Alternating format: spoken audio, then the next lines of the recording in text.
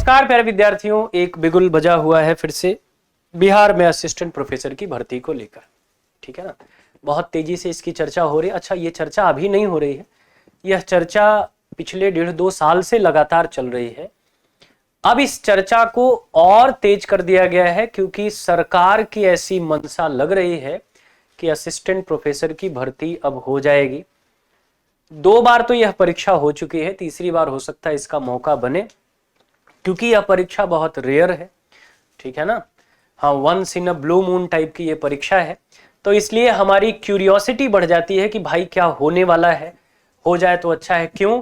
क्योंकि लगभग 6000 से 9000 पद खाली हैं। कितने हैं? 6000 से 9000 पद खाली हैं। तो ये एक बड़ी वैकेंसी होने वाली है। बिहार के राजकीय महाविद्यालयों में असिस्टेंट प्रोफेसर बनने का एक ऐतिहासिक मौका है।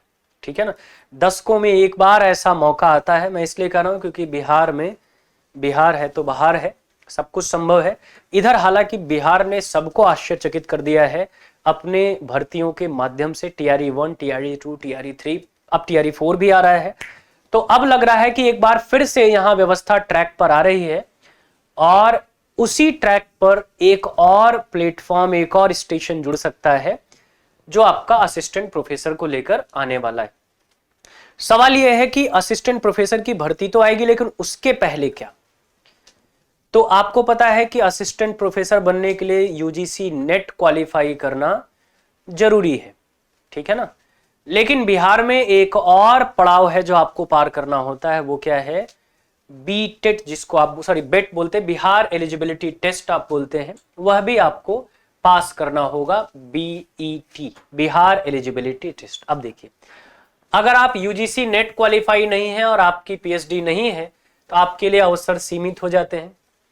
अभी तक की जो प्रक्रिया है उसमें यह है कि अगर आप BET यानी बिहार एलिजिबिलिटी टेस्ट आप क्वालिफाई करते हैं तो आप असिस्टेंट प्रोफेसर के लिए बिहार में एलिजिबल हो जाते हैं। ठीक है ना, PhD तो खैर अब एक डिजायरेबल इसेंशियल जिसको कह सकते हैं वो क्वालिफिकेशन रहा नहीं। UGC ने ही समाप्त कर दिया कि PhD आपके पास है ना, आपने PhD कर रखा नहीं कर रखा है, आप सिर्फ नेट क्वालिफाई हैं तो आप असिस्टेंट प्रोफेसर के लिए जा सकते हैं। PhD अब आपके प्रमोशन में काम आएगी, भर्ती में काम नहीं आएगी। ठीक है ना, लेकिन यहां पर एक कदम और आगे हम चले गए कि अगर आप यह भी नहीं कर पा रहे हैं तो आप कहां पहुंच जाइए? बिहार एलिजिबिलिटी टेस्ट यानी बेट आप अगर क्वालिफाई हैं तो आप इस परीक्षा के लिए एलिजिबल हो जाते हैं असिस्टेंट प्रोफेसर के लिए, जहां आपका एक रिटन एग्जाम होगा और उसके बाद आपका इंटरव्यू, और आप दंदनाते हुए किसी राज्य के महाविद्यालय में घुसेंगे।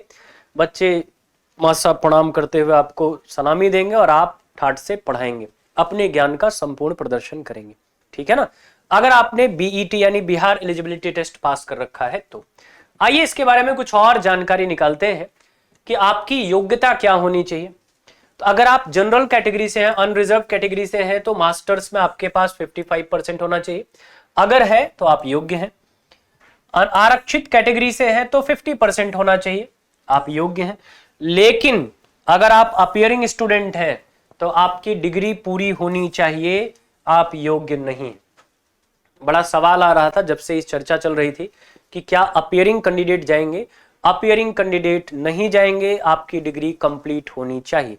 अब तो शिक्षा व्यवस्था ट्रैक पे आ रही है, 2 साल में डिग्री आपको मिल जा रही है। पहले तो 3-3, 4-4 साल बच्चे परेशान होते थे। कुछ जगह हालांकि अभी भी ऐसा सुनने को मिल रहा है कि यहाँ डिग्री लेट मिल रही है, लेकिन फिलहाल आपकी डिग्री कंप्लीट होनी चाहिए। ठीक है ना, हाँ, कंप्लीट होनी चाहिए। 2 साल की मास्टर डिग्री आपकी पूरी होनी चाहिए।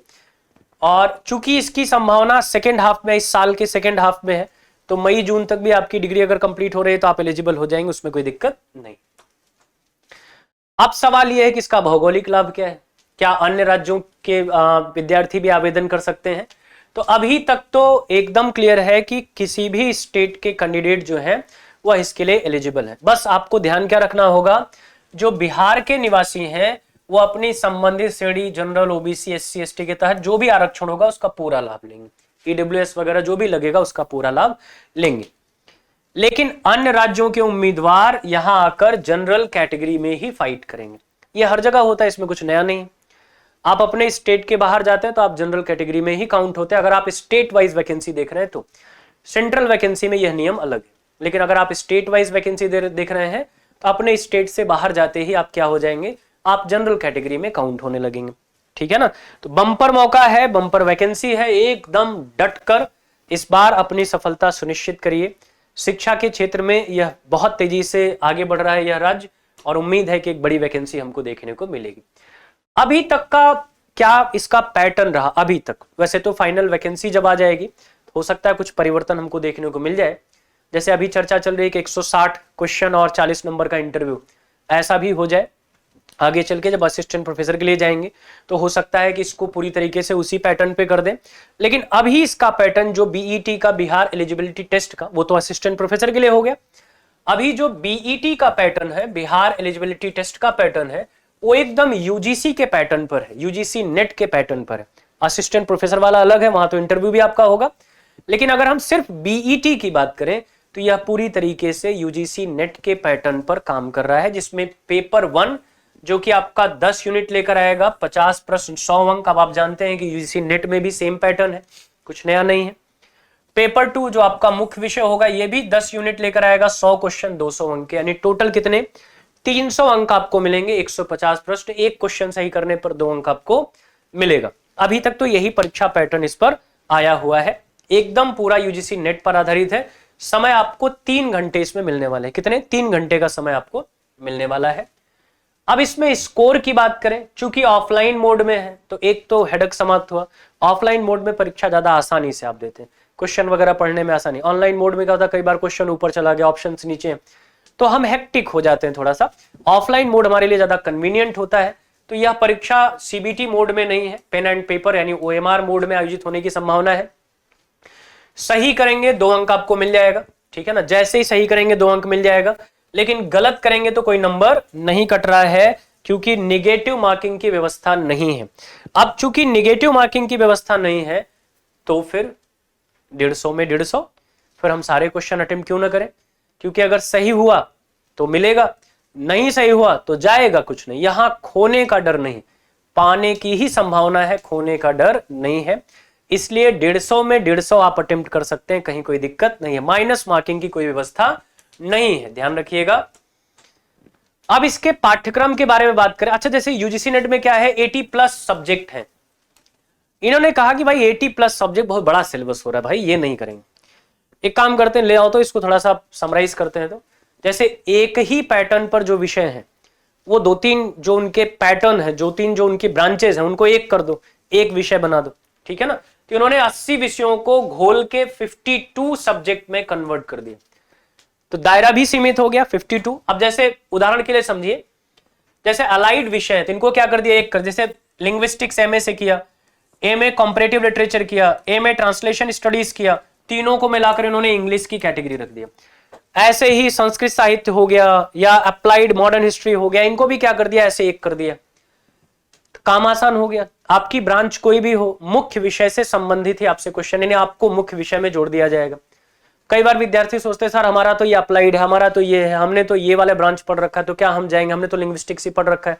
बिल्कुल आप जाएंगे, सबको शामिल कर दिया कि भाई यह सारे विषय कहां से निकले हैं, तो इंग्लिश से। एक काम करो, सबको इंग्लिश का पेपर देना है, ठीक है ना, तो कंबाइन कर दिया उन्होंने। तो बहुत सारे डाउट पहले थे जो अब इस बार एकदम क्लियरली आपके सामने रखे जा रहे हैं, तो आप उसके लिए भी उसके लिए भी आपको हेडेक लेने की जरूरत नहीं है। अब बात करें कि बिहार के साथ गति ही सफलता है। आप देखते हैं टीआरई 1, 2, 3 एकदम बेहतरीन मॉडल में, 2.5 महीने में वैकेंसी करा डाली भाई इन्होंने, 2.5 महीने में ना। आप देखेंगे टीआरई 1 तो 1 सप्ताह में ही सारी प्रक्रिया हुई, टीआरई 2 1.5 महीने में लगभग हुआ, और टीआरई 3 आपका 2.5 महीने में हुआ, और टीआरई 4 खैर ये डिले हो गया, चुनाव की वजह से डिले हो गया, तो इसको नहीं ऐड करेंगे। तो आप कहेंगे सर टीआरई 4 के बारे में आपकी क्या राय है। टीआरई 4 जब आएगा तो तेज होगा, अभी चूंकि आया नहीं, इसलिए चूंकि अभी चर्चा में है। टीआरई 1, 2, 3 आ चुका है, तो अब आप कहेंगे हम तो चर्चा पिछले 1.5 साल से कर रहे हैं, चर्चा से मतलब नहीं, जैसे ही वैकेंसी आएगी उसके बाद। तो वही पैटर्न यहां भी देखने को मिलेगा, जैसे ही आपका नोटिफिकेशन आएगा परीक्षा की तैयारी तेज हो जाएगी।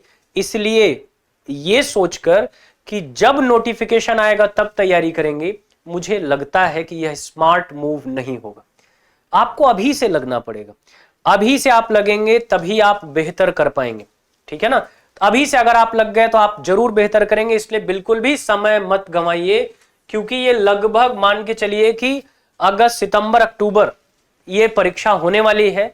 हम मार्च लास्ट में बैठे हुए हैं, 5-6 महीने हमारे पास हैं। अगर हम एक सिस्टमैटिक अप्रोच के साथ बढ़ें, फिक्स टाइम टेबल के साथ बढ़ें और सही रणनीति के साथ बढ़ें, तो हम इस परीक्षा को क्रैक करके अपनी आने वाली संभावनाओं को अनलॉक कर सकते हैं। ठीक है ना, अगर हम बेहतर तरीके से आगे बढ़े तो ये हमको ध्यान रखना है। अब बात करें एक तीर से दो निशाने ना, आपका टारगेट क्या है? बीईटी परीक्षा क्वालिफाई करना। अब आपके साथ है क्या कि आप अगर एक ही प्रकार की तैयारी के लिए जाएंगे, जैसे आपने यहां जो सब्जेक्ट आपका पढ़ा हुआ है बीईटी परीक्षा के लिए, वही सब्जेक्ट तो आपका असिस्टेंट प्रोफेसर वाली परीक्षा के लिए भी काम आएगा। जनरल स्टडी आपने जनरल पेपर पढ़ा, उसमें से बहुत सारी चीजें आपको वहां मिलने वाली हैं। तो यहां पर जो सिलेबस होने वाला है दोनों का, चाहे वो बीईटी का हो चाहे वो जो असिस्टेंट प्रोफेसर वाला एग्जाम हो, दोनों के सिलेबस में अप्रॉक्स 70 to 75% सिमिलरिटी आपको मिलेगी। सब्जेक्ट कंसर्न में तो यह सिमिलरिटी 95% तक आपको मिल जाएगी। लेकिन ओवरऑल अगर मैं रेशियो बताऊं तो 70 to 75%, मतलब आप तैयारी इसकी कर रहे होंगे, साथ साथ आप इसके लिए प्रिपेयर हो रहे होंगे, ऑलरेडी आप प्रिपेयर हो रहे हैं। तो ये तो एक स्मार्ट मूव होगा कि आपको ये देखना है कि मैं कैसी तैयारी में हूं और उसका कहां कहां लाभ होगा। अभी से एक प्रॉपर टाइम टेबल बनाइए, उस टाइम टेबल को फॉलो करना शुरू करिए। अगर आप चाहते हैं आने वाला भविष्य वैसा हो जैसा सपना आपने देख रखा है, तो उसके लिए आज आपको कठिन मेहनत करनी पड़ेगी, कठिन परिश्रम करना पड़ेगा और यही कठिन परिश्रम आपको सफलता दिलाएगा। बस एक चीज का याद रखिएगा, कठिन परिश्रम ही सफलता का रास्ता तय नहीं करता। परिश्रम किस तरीके से करना है, किस दिशा में करना है और किस विषय पर करना है, यह भी आपको पता होना चाहिए, जिसको हम कहते हैं प्रॉपर प्लानिंग। तो प्रॉपर प्लानिंग के साथ अपना हार्डवर्क जब आप मिक्स करते हैं तो आप उस ग्रैंड सक्सेस को लेकर आते हैं जिसका सपना लेकर आप चले थे। उम्मीद है कि इसके बारे में जो भी आपके पास कंफ्यूजन था वो दूर हुआ। फिर भी अगर आपके पास कोई प्रश्न है, कोई आपको लगता है कि मुझे इस विषय पर भी जानकारी चाहिए, तो कमेंट में जरूर रखिएगा ताकि उस पर भी हम लोग डिस्कशन कर सके। ढेर सारी शुभकामनाएं आप सभी को।